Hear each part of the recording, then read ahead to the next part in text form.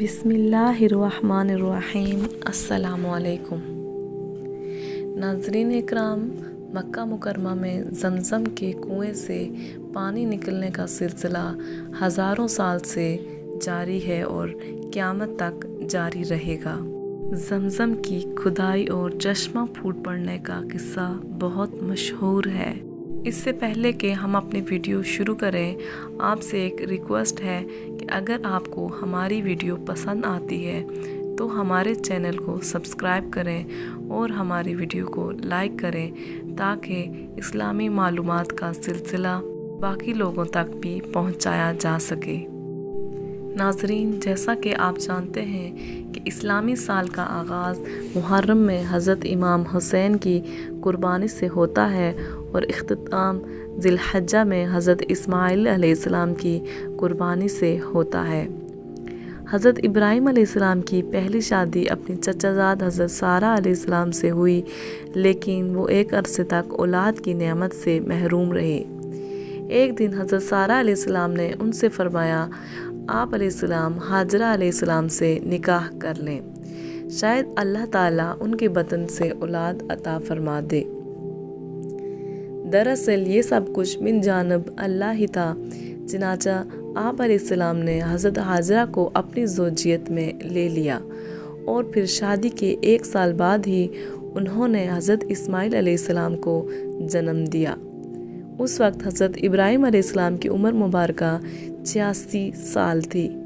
جب حضرت ہاجرہ علیہ السلام امید سے تھی تو فرشتے نے آپ علیہ السلام کو لڑکا ہونے کی نوید سنائی اور اسماعیل نام رکھنے کو کہا۔ حضرت اسماعیل علیہ السلام 1800 قبل مسیح میں پیدا ہوئے۔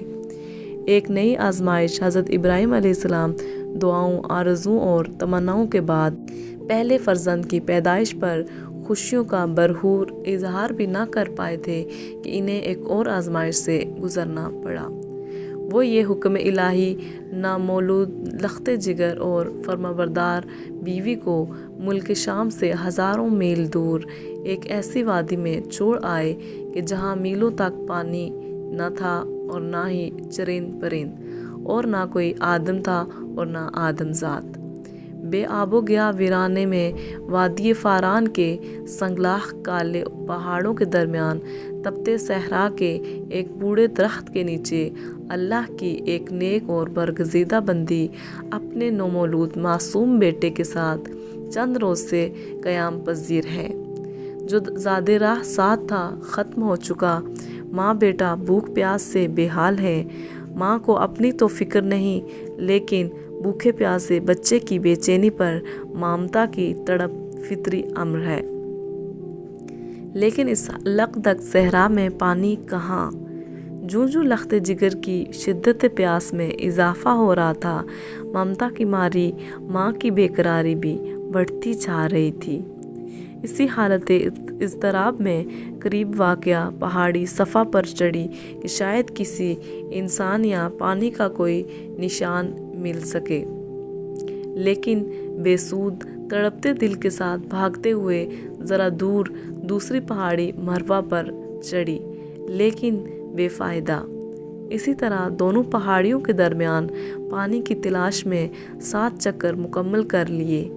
آب زمزم کا جاری ہونا، ادھر اللہ جل شانہ نے حضرت جبرائیل علیہ السلام کے ذریعے شیرخوار اسماعیل علیہ السلام کے قدموں تلے دنیا کے سب سے متبرک اور پاکیزہ پانی کا چشمہ جاری کر کے رہتی دنیا تک کے لیے یہ پیغام دے دیا کہ اللہ پر توکل کرنے والے صابر و شاکر بندوں کو ایسے ہی بیش قیمت انعامات سے نوازا جاتا ہے۔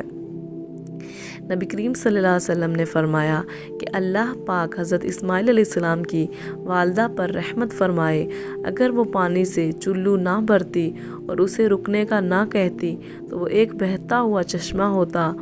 آب زمزم غذا بھی ہے اور شفا بھی، دوا بھی ہے اور دعا بھی۔ اللہ تعالیٰ نے نہ صرف ماں بیٹے کے لیے بہترین غذا کا بندوبست کیا، بلکہ تا قیامت مسلمانوں کے فیضیاب ہونے کا وسیلہ بنا دیا۔ مقدس ترین شہر حضرت ہاجرہ علیہ السلام اپنے صاحبزادے کے ساتھ وہیں رہ رہی تھی کہ ایک روز عرب کے قبیلے بنو جرہم کے کچھ لوگ پانی کی تلاش میں وہاں پہنچے اور حضرت حاجرہ کی اجازت سے وہاں رہائش اختیار کر لی۔ پھر دوسرے قبائل بھی وہاں آ کر آباد ہوئے اور یوں دیکھتے ہی دیکھتے وہ سنسان صحرا دنیا کے سب سے مقدس و متبرک اور عظیم شہر مکہ مکرمہ میں تبدیل ہو گیا۔ حضرت حاجرہ علیہ السلام نے بیٹے کی پرورش اور تعلیم و تربیت پر خصوصی توجہ دی۔ 13 سال کا طویل عرصہ جیسے پلک چپکتے گزر گیا۔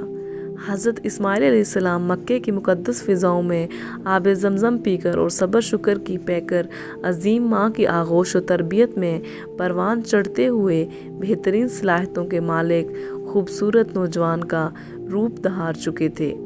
ایک دن حضرت ابراہیم علیہ السلام تشریف لائے اور فرمایا، اے بیٹا، میں خواب میں دیکھتا ہوں کہ گویا تمہیں ذبح کر رہا ہوں، تو تم سوچو کہ تمہارا کیا خیال ہے؟ فرما بردار بیٹے نے سر تسلیم خم کرتے ہوئے فرمایا، ابا جان، آپ کو حکم جو ہوا ہے وہی کیجیے، اللہ نے چاہا تو آپ مجھے صابرین میں سے پائیں گے۔ حضرت اسماعیل علیہ السلام کا یہ سعادت مندانہ جواب دنیا بھر کے بیٹوں کے لیے آداب فرزندی کی ایک شاندار مثال ہے۔ اطاعت و فرما برداری اور تسلیم و رضا کی اس کیفیت کو علامہ اقبال نے کچھ یوں بیان کیا، یہ فیضان نظر تھا یا کہ مکتب کی کرامت تھی، سکھائے کس نے اسماعیل کو آداب فرزندی۔ حضرت ابراہیم علیہ السلام نے بیٹے کا جواب سنا تو انہیں سینے سے لگایا اور حضرت حاجرہ کے پاس لے آئے۔ فرمایا، اے حاجرہ، آج ہمارے نور نظر کو آپ اپنے ہاتھوں سے تیار کریں۔ ادھر جب حضرت ابراہیم علیہ السلام اپنے بیٹے کو ذبح کرنے کے لیے چلے تو شیطان ایک مرد کی شکل میں حضرت حاجرہ کے پاس آیا اور کہنے لگا کہ آپ جانتی ہیں کہ حضرت ابراہیم علیہ السلام آپ کے صاحبزادے کو لے کر کہاں گئے ہیں؟ آپ نے فرمایا، وہ اس گھاٹی میں لکڑیاں لینے گئے ہیں۔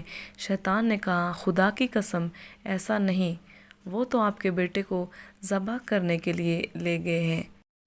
حضرت حاجرہ نے فرمایا، ہرگز نہیں، ایسا نہیں ہو سکتا، کیونکہ وہ تو اپنے بیٹے پر بہت شفقت کرتے ہیں اور اس سے بڑا پیار کرتے ہیں۔ شیطان نے کہا، ان کا یہ گمان ہے کہ انہیں اللہ پاک نے اس بات کا حکم دیا ہے۔ حضرت حاجرہ نے فرمایا، اگر انہیں اللہ پاک نے حکم دیا ہے تو پھر اس سے اچھی اور کیا بات ہو سکتی ہے؟ وہ اپنے رب کے حکم پر عمل کریں۔ یہاں سے نامراد ہو کر شیطان حضرت اسماعیل کے پاس پہنچا اور ان سے کہا، اے لڑکی، کیا تم جانتے ہو کہ آپ کے والد آپ کو کہاں لے کر جا رہے ہیں؟ آپ علیہ السلام نے فرمایا کہ ہم اپنے اہل خانہ کے لیے اس گھاٹیوں سے لکڑیاں لینے جا رہے ہیں۔ شیطان نے کہا، خدا کی قسم، وہ آپ کو ذبح کرنے کا ارادہ رکھتے ہیں۔ آپ علیہ السلام نے فرمایا، وہ اس چیز کا ارادہ کیوں رکھتے ہیں؟ شیطان نے کہا، ان کے رب نے انہیں حکم دیا ہے۔ حضرت اسماعیل نے فرمایا، پھر تو انہیں اپنے رب کے حکم پر عمل کرنا چاہیے۔ جب شیطان نے یہاں سے بھی منہ کی کھائی تو وہ حضرت ابراہیم کے پاس پہنچا اور کہنے لگا، اے شیخ، آپ کہاں جا رہے ہیں؟ حضرت ابراہیم علیہ السلام نے فرمایا، اس گھاٹی میں اپنے کام سے جا رہا ہوں۔ شیطان نے کہا، اللہ کی قسم، میں سمجھتا ہوں کہ شیطان آپ کے خواب میں آیا ہے اور اس نے آپ کو اپنا بیٹا ذبح کرنے کا حکم دیا ہے۔ اس کی بات سن کر حضرت ابراہیم علیہ السلام نے اسے پہچان لیا اور فرمایا، اے دشمن خدا، مجھ سے دور ہٹ جا، خدا کی قسم، میں اپنے رب کے حکم کو ضرور پورا کروں گا۔ یہاں سے بھی شیطان ناکام و نامراد ہی لوٹا۔ جب حضرت ابراہیم علیہ السلام نے اپنے بیٹے کو ذبح کرنے کا ارادہ فرمایا تو ان کے بیٹے نے عرض کی، اے والد محترم، اگر آپ نے مجھے ذبح کرنے کا ارادہ کر لیا ہے تو پہلے مجھے رسیوں کے ساتھ مضبوطی سے باندھ لیں تاکہ میں تڑپ نہ سکوں، اور اپنے کپڑے بھی سمیٹ لیں تاکہ میرے خون کے چھینٹے آپ پر نہ پڑیں اور میرا اجر کم نہ ہو، کیونکہ موت بہت سخت ہوتی ہے، اور اپنی چھری کو اچھی طرح سے تیز کر لیں تاکہ وہ مجھ پر آسانی سے چل جائے، اور جب آپ مجھے ذبح کرنے کے لیے لٹائیں تو پہلو کے بل لٹانے کے بجائے پیشانی کے بل لٹائیں، کیونکہ مجھے اس بات کا ڈر ہے کہ جب آپ کی نظر میرے چہرے پر پڑے گی تو اس وقت آپ کے دل میں رقت پیدا ہوگی، اور وہ رقت اللہ پاک کے حکم پر عمل اور آپ کے درمیان حائل ہو سکتی ہے، اور اگر آپ مناسب سمجھیں تو میری قمیض میری ماں کو دے دیں تاکہ انہیں تسلی ہو اور انہیں مجھ پر صبر آ جائے۔ حضرت ابراہیم علیہ السلام نے فرمایا، اے میرے بیٹے، تم حکم الہی پر عمل کرنے میں میرے کتنے اچھے مددگار ثابت ہو رہے ہو۔ اس کے بعد بیٹے کی خواہش کے مطابق پہلے اسے اچھی طرح باندھ دیا، پھر اپنی چھری تیز کی اور اپنے بیٹے کو منہ کے بل لٹا کر ان کے چہرے سے نظر ہٹا لی، پھر ان کے حلق پر چھری چلا دی تو اللہ پاک نے ان کے ہاتھ میں چھری کو پلٹ دیا۔ اس وقت ایک ندا آئی، اے ابراہیم، تو نے اپنا خواب سچ کر دکھایا اور اپنے بیٹے کو ذبح کرنے کے لیے بغیر کسی تاخیر کے پیش کر کے اطاعت و فرمانبرداری کمال کو پہنچا دی۔ بس اب اتنا کافی ہے، یہ ذبیحہ تمہارے بیٹے کی طرف سے فدیہ ہے، اسے ذبح کر دو۔ آپ اس امتحان میں کامیاب ہو گئے۔ اللہ تعالیٰ کو آپ کی یہ ادا اس قدر پسند آئی کہ قیامت تک اس سنت کو زندہ کر دیا۔ کروڑوں مسلمان ہر سال اس ذبح عظیم کی یاد تازہ کرتے ہیں اور قیامت تک یہ سلسلہ جاری و ساری رہے گا۔